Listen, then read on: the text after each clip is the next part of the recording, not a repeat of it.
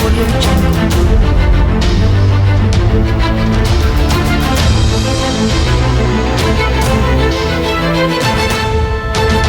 Audio Jungle.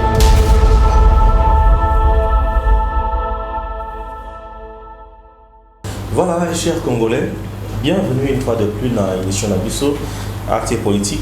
Maintenant, toujours pour la Nabino Bongo, pour être mon Nabiso, ça a des informations, pour ça l'analyse. Normalement, ce matin, pour les Kanambo Nabiso, pour le la tracasserie na Kinshasa, na Makambo Italie, vignette, na contrôle technique, pour le la Kambo, il y a un message, il y a chef de l'État devant le Congrès, c'est-à-dire chambre basse, na chambre haute réunie. À Kolobani, na ba domaine nyonso oyo ya vie nationale banda aza mokonzi mboka nini ezo marché te to kolobela lisusu likambo oyo etali mosala na RDC mosala ezali obikaka pasi na yembi lisusu ndeko na biso Mathieu Takizala ezaka lobengi wo mesala kosenga obenga koluka alobela makambo ya RDC ayikaka pour lobela makambo ya RDC ndeko Mathieu Mbote Papa Stéphane. Congrès mokonzi mboka Félix Tshisekedi a kozala liboso ya ba députés nationaux na ba sénateurs pour na kolobela mai matali politique na mboka na biso mai matali évolution ya mboka banda azui mboka banda Félix azui mboka lokola président de la République message na yepi kozala nini na ba débat na ba secteur ebele. Je pense d'abord ils a occasion monene pour la président de la République après avoir apprêté serment dans le mois de janvier a sali presque un an pour la calamité comme président de la République a épinglé la réalité socio-économique et de la réalité absence d'État, des athées, et tout ça.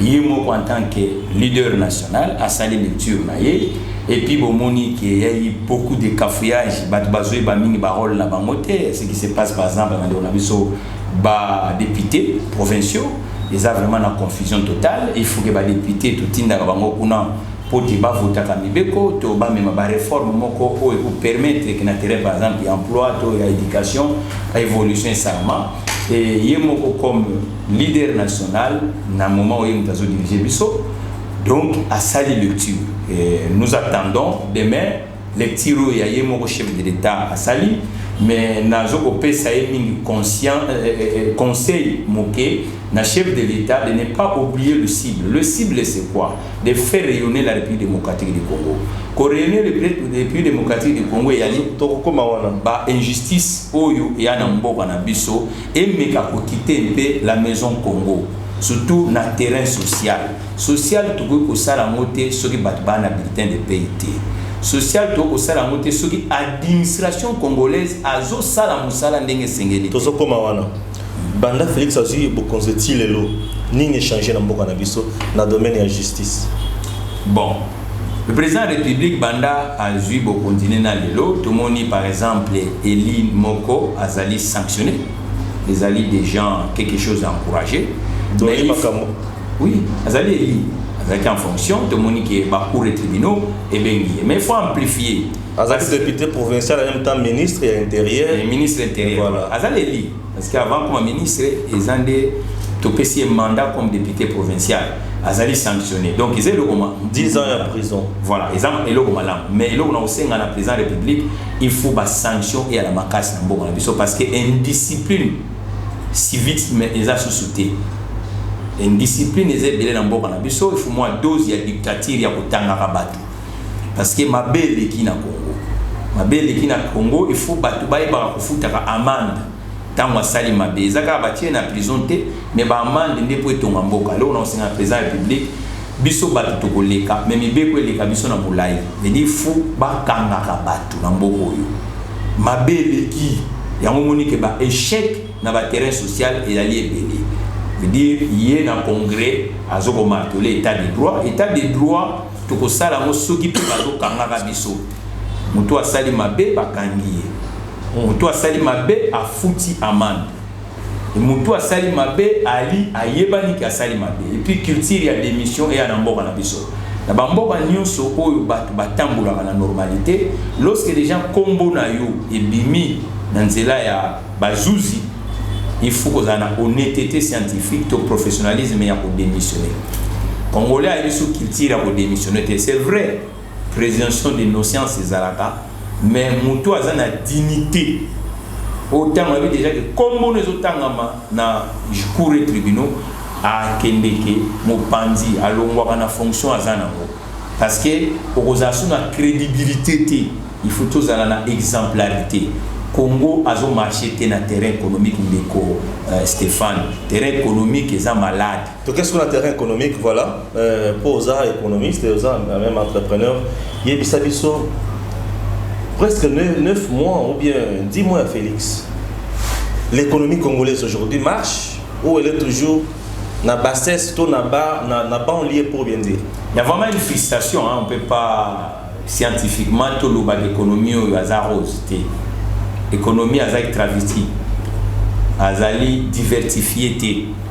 Et Tolingi qui est président de la République a appelé ça par réforme pour diversifier l'économie congolaise. Jusque-là, dans 9 mois, l'économie reste toujours travestie. Quelles sont les vraies difficultés économiques congolaises? La grande difficulté, c'est d'abord que la consommation intérieure dépend de l'importation. Nous ne produisons pas assez. Vous comprenez? Tout ce que nous avons consommé, ils ont été comme ça. Biso moko tozali capable de produire tout ce que consommer. Et dans l'industrie de services, la société congolaise, du capital congolais est faible. Surtout que par exemple, dans le secteur net Yafoni, nous sommes l'unique État dans le ministère sud où tous un opérateur historique dans le marché à libéralisation et à téléphone, Azate. Ils sont dans côté étatique, ils sont dans côté privé. Société où ils allaient que les Congolais, ils quand même unité, ils ont les sociétés et où les bandes capital étrangère ne vendent pas en biso.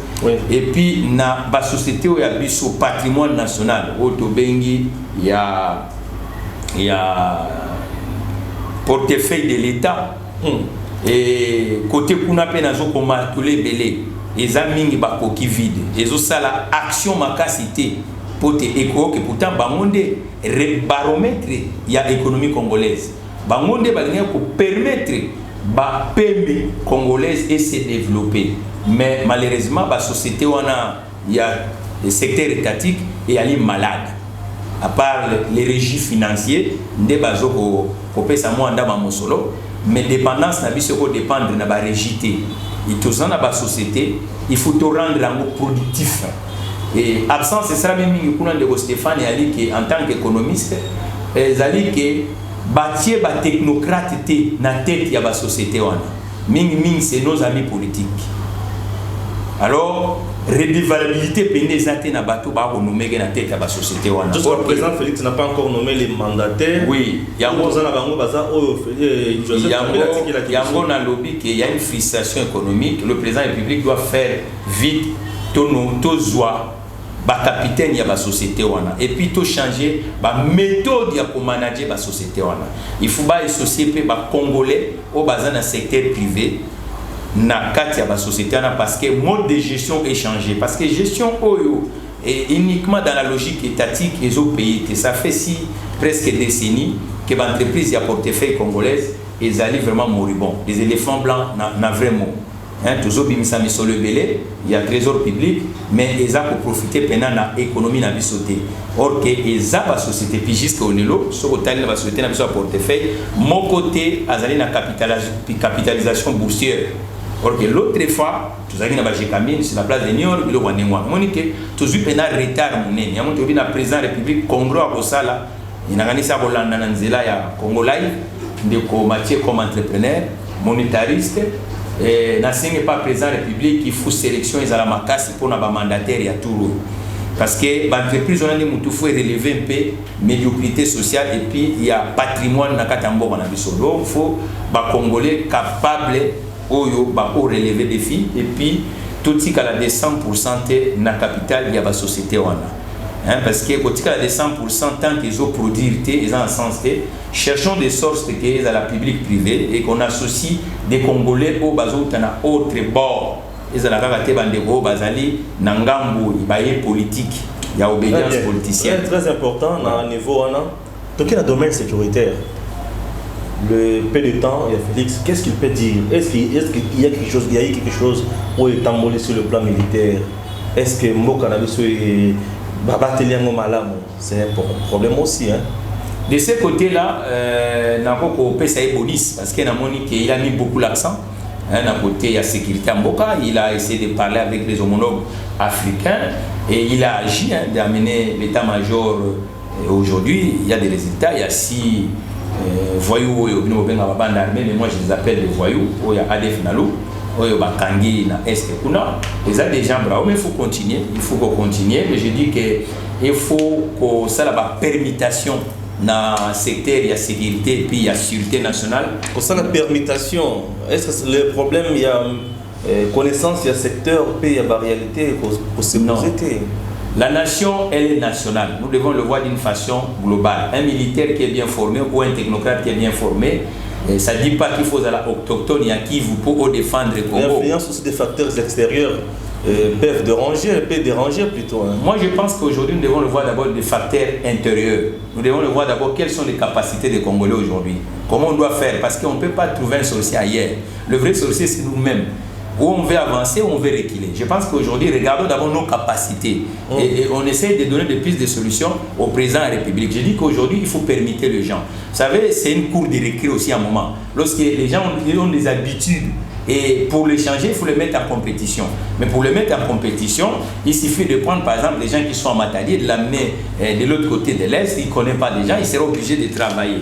Donc aujourd'hui, tout militaire ou tous les gens qui sont dans les services étatiques, ils sont capables de travailler parce qu'ils connaissent un peu le roi, le tactique pour défendre l'État. Donc il ne faut pas être uniquement des ressortissants de l'Est pour défendre au niveau des défenses nationales. Non, c'est faux.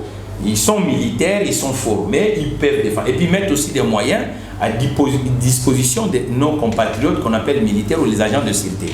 Et puis moi je ne tolère pas, par exemple dans la police nationale, et que ce soit toujours un policier qui doit être directeur de la police nationale. Non, un technocrate congolais peut être aussi directeur de la police. Un technocrate dans mon salaire, on a pas banni au salaire. Vous savez, il y a des gens qu'on appelle les messiers de sécurité, qui peuvent faire la sécurité nationale plus qu'un militaire.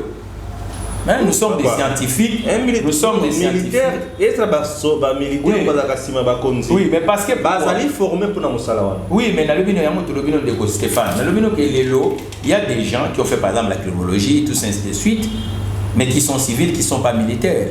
Ils peuvent faire du bon boulot. Pourquoi? Parce que si on laisse la défense nationale uniquement dans la résonance militaire ou policière, on n'arrivera pas. Il faut associer aussi l'expertise qui ne vient pas de ces bords. Et pour qu'on trouve un peu des pistes de solutions, il faut que la police nationale ou l'armée soient administrées comme des entreprises. Ce n'est pas un office, oui. C'est très sécuritaire. Non, oui, mais je vous dis ça dépend directement du chef de l'État. Quand vous allez par exemple au Pentagone, ou la DST, la sécurité intérieure de la France, vous ne verrez pas qu'uniquement que des militaires. Il y a aussi des civils qui sont capables aujourd'hui, qui sont experts dans ça et qui peuvent donner quelque chose. Il faut qu'on mette un peu cette population aussi en mouvement. Il faut tout même avoir une compétition. Parce que surtout même avoir une compétition, il faut culture à résultat et ça. Parce que la méthode de colonisation dans les lots, moi je suis militaire. Vous voyez qu'il y a aussi vraiment des échecs d'un côté. Moi, je suis un pragmatique. Je pense qu'il faut associer tout Congolais qui est capable de rapporter du point de vue sécuritaire dans le président de la République, il a commencé là-dedans un peu dans le qui est mais il doit amplifier parce que côté kuna mbébé zamwa makasi ba insécurité ba poche à résistance les aider. Ne voyons pas l'extérieur, voyons un peu la maison congolaise. Organisons-nous pour tous un peu des résultats dans le côté kuna. Chapeau, il fait un bon boulot. Et à chaque fois que nous avons des conseils au Salama, na terrain à sécurité, mais na sengi pas le président de la République, son excellence, mettons de sorte ces hommes en compétition. La compétition, c'est ce qui prime. Culture des résultats. Un chef d'état-major ou un général autotier, ceux qui 6 mois après résultat exacté, il faut qu'on aille de côté, on mette un autre. Ce n'est pas des postes qu'il faut tirer à 10 ans, 15 ans, non. Mettez les hommes en compétition et je pense que puis permettez ba service wana ba ko bazana ki sasa faut pas se retrouver ba côté mususu bo pe ba côté mususu ba c'est ce que dit aye alobi le peuple d'abord on a na social domaine social na mboka na biso le peuple d'abord dans la temps social dans autres déjà enseignement dans autres enseignement c'est l'éducation c'est dedans dans autres pays ba salaire ya ba gens et bien travailler dans son. Est-ce que ça marche? Ça marche. Est-ce que espoir est allé? Ni les autres là qui makambo tambola te na domaine wana. Et pour tambola c'est que ça la nini bisus. Ndeko Stéphane omoni na kozongi la mwa moko tulubaka na plateau Kongola eba. Économie na biso utali pendana lelo ekutani na makama ebele. Mais makama nezalaki réparer teti lelo. Ezaneti omutu soko bukani faut que ne bande wala batia ciment pour les kolesa ni ezonga to kutana ki tissé économique nyonso koyaki déjà na longombi otoluba za réalisation ba privé nyonso bazala ki sur le tandi à pays balaki découragé bazonga après la réalisation tu ko kutana no bobenga diawa et DPH ce sont des crises majeures de l'économie congolaise à sans compter par inflation et ça absence il y a production locale parce que tout dépend de plus d'importation mais pour que nous sommes en Namibie ou que nous franc congolais il faut une monnaie étrangère pour que ça pour que nous sommes et pendant ce temps le sous-bassement est alité l'économie n'a biso et pas les absence il y a salaire et salarié le marchand congolais a trouvé mon côté à quoi investir épargne or que épargne il y a les ingrédients oui, ça là qui vous en a réserve mon corps pour te injecter une économie. Et ce que comprendre.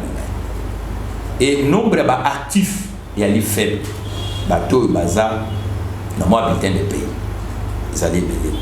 Nombre de pays à la société sur le tendu à territoire il y a les manquer. Autant la société bazar manquer. Au monité que salaire est commis bunga. Et ça lui donne une valeur pour permettre que tous à la social. Tout ce qui est le Colombo va bengi l'État. Or que l'État source n'est la population naïe. Et si koyo absence wana il faut que ça la siko relance. Ya mboko va bengi Congo. Relance ya Congo ko ça na makana terrain électoral ti. Otozala 14 là tous les 5 ans tout voter président république na programme naïe ainsi de suite. Mais relance il faut la réforme moko. Il faut tout sangi sabanganga maele nyonso ya Congo. Na mboko na biso basangana nga mingi bana tozwa lipandaka ba politiciens. Conférence nationale, le Loabo ainsi de suite. Mo forum il y a 2 jours. Talaka mboko ezui déjà ba crise munene. Au moins na 2 jours il y a un séminaire sur l'économie. Ah papa. Na 2 jours on so compter au kutaka ko espère mon ministère tout ça au kutaka ba patron place na bazati. Entrepreneur mboko yo na si destiné toto leka ba homme d'affaires congolais ba émerger ati. Or que mboka sans capital wana ya ba homme d'affaires humanité qui absence et côté na mboka na biso absence pe ya financement ya économie veut dire congolais so va décider les lois ça la moi restaurant obé azane abandonné mon solopo a fortifié activité en les années bino bato média soko sali chaîne subvention pe za la rati ozaka na ba droit ko futa au signal au taxe boy au tout ça. Or que média national na biso ya zana droit so bateki plaque à $10. Il kama okama. Au moins makambo zo sama na mboko. Ya monde futo lubalilo. Ya monde futo ça la relance ya économie oyo. Tu ko continuer boiti. Tozana forme ko basala so fond de promotion économie munene ne tchoto dépendant na forme ko ba bi fond de promotion industrielle. Président république a ko évoquer mais comme sous soit le bioté fois ça là fonds pour l'entrepreneur. Na lobaki na imprenable comme manager non. To me m'approche mon boy. Mais ti lelo na moli kama ko mineti. Ou oublier. Na lobaki ne to créer taxe pour te financer fonds wana. Pour te commerçants azana bwende azana facilité ko zo solo pour te embaucher bande ko na biso. Au moins retraite na mboko to lobela ka moté. Mais na retraite, na social, na kimia na ndenga le batu. Ezande salaire muté sala. Na éducation nationale. Mais ti lelo na ozela la président république na likambo alobaka biso ya fond pour les entrepreneurs. C'est l'unique pays au monde où les entrepreneurs n'ont pas la facilité d'avoir de l'argent. Entrepreneur nganga maelo azuma ele na tika po bandiko ba sala, bo créer, bo fortifier, bo créer valeur. Mais ce qu'on peut lukata mon problème. La loi sur la sous-traitance dans notre pays. Il y a des secteurs d'activité, ça devait être réservé aux Congolais. Mais est-ce qu'aujourd'hui, ça réservé aux Congolais? Non. Les Congolais bazali concurrencés d'une façon injuste. Bandiko ba yewana bazana ba moyen pour betana ba disposer pas na bango. Mais biso rien. Et au monde l'État est mon commande publique na bartola bango tous les jours. Si il veut que mboko tolo belango na ndenge mususu, le président de la République doit auditer le secteur privé congolais. Qu'est-ce que tous les mois le secteur privé congolais a manqué? L'entrepreneuriat local. Il y a un règlement de compte pour que non. Bazo auditer on a poison tu as FCC. Non. Bazo auditer on a poison tu as UDPS. Papa, tu vois ça la plan relance c'était sauf tu éviter ba faille les amis. Et on doit le battre. Tu bani pour mandoler au bandakala. Tu bi na président Tshisekedi, tu bi président Tshisekedi. Oyambi bando ye ba politicien belé. Mais yamba pe biso ba entrepreneur. Yo quand biso donc biso tozana maïl était pour Congo et liboso. Yamba biso ba entrepreneur, qu'on parle un peu Congo actif, Congo du travail. Comment on doit faire pour rivaliser avec le compatriote Bassion Moussous pour bazo ko gagner awa. Ayamba pe biso, ils ont péché sur le président de la République ayambi pe biso ba entrepreneur congolais. Tout le Bela Congo a des jours où il y a un guichet fermé.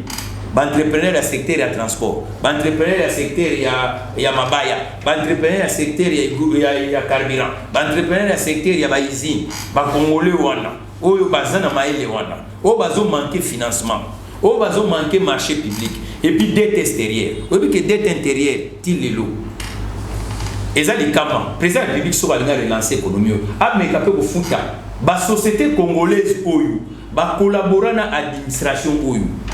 Mais si les gens ont des futa maté, mais tant qu'ils ont manqué pour futa bango wana, beaucoup créer social à mon déni. Très compliqué, c'est puisque au Tangi il y a transport, na Kinshasa lelo, et comme il passe pour qu'on circuler, à cause il y a contrôle, il y a vignette comme moi makasi, 97 $, policier roulage à Kangon Andela, 20 000 francs, allié Yospi aux Anangote. Et ça n'est pas de vignette. Au municipal. Le même pas pour l'équipe de l'Ebomaran. Vignette des droits. Je vais tomber magana. Mais maintenant, il faut changer ma stratégie.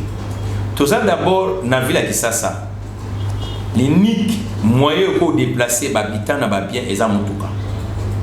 Moi, je suis à fleuve au Congo, ils allaient à Togo tchata boîte tout moni incapacité à Moboy. OK ba courdo ezebeli. Ba courdo ne comment on ka réserver to boire ba plastique. Et bon marabande on a biso.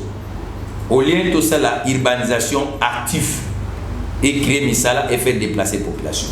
Mais tala kaka banda mesure wane bi. Tala ba embouteillage. Et c'est trop ça la mode différemment mais na pesi ba piste de solution. Vas-y. Ote makambo esika. Vas-y. Et là bali bosso mutuka po etambola ke n'est pas garagiste. Mutuka po etambola ka somba essence. Tozana 24 communes sur la ville de Kinshasa, entité administrative. Mais comment fait-il plaque il y a ça fois à la 0,1? Non. Tout évolue mondialisation tozui. Maïl la biso peut faire comment la mondialisation. Na sengi lelo tu as vendre à l'état généraux basala 24 plaques na commune à Kisasa batia vignette na katia plaque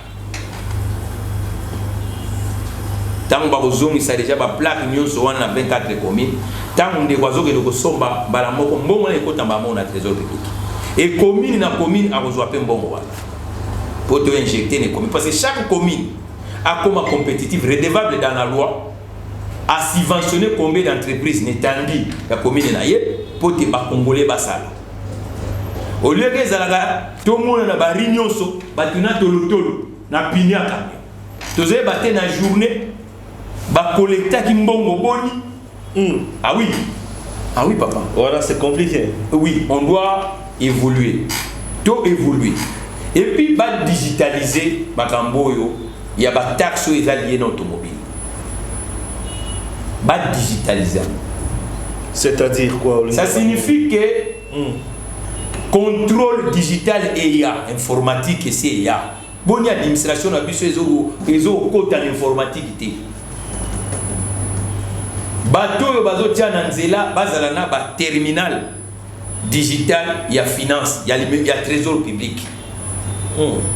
Tant que mutu na foutu opération, balamoko toyebi ke na quoi vuleri, na temps et puis contrôle. Qui contrôle bateau bazo tia mbasu tolotolo wana. L'inspecteur na bango bazawa. Tozo mona la bango.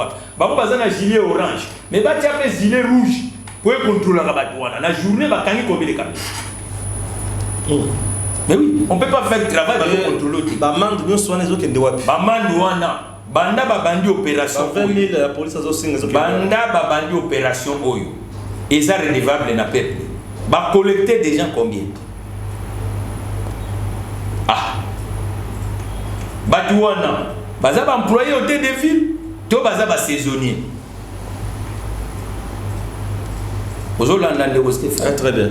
Et là on a le bien wana. Tous en a 24 communes, tout ça là qui va plaque na biso comme à chaque commune a la propriétaire et numéro ya immatriculation na yé. Pour te mbongo wana to ba notu na ba bourgmestre ba financer combien d'entreprises pour ya rôle payer ba élus locaux.